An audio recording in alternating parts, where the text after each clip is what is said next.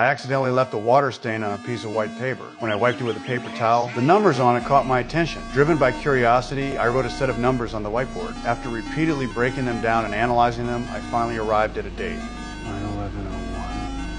To verify my hypothesis, I went to the computer and started searching. I found that the date of the numbers corresponded exactly to the 9/11 attacks, and the number of deaths also matched the numbers. This sent a chill down my spine, because these numbers, left in 1959, had somehow foretold the disaster of 2001. To verify that this was just a coincidence, I wrote all the numbers on the whiteboard and checked each one using the computer. The results showed that each set of numbers corresponded to the exact date of a disaster, not only matching the time, but also the number of deaths to the exact figure. I noticed that there were additional numbers following each date and death toll, but I still didn't understand their meaning. To seek answers, I sought help from my astronomy friend. Explained to him how these numbers could predict disasters, and showed him the materials I had collected, informing him that 3 more disasters had yet to occur. The next one was set to happen tomorrow, with the prediction of 340 casualties based on these numbers. My friend believed that these had no scientific basis and were merely coincidences. After hearing this, I no longer argued and turned to leave. After returning home, I sat in front of the TV watching the news.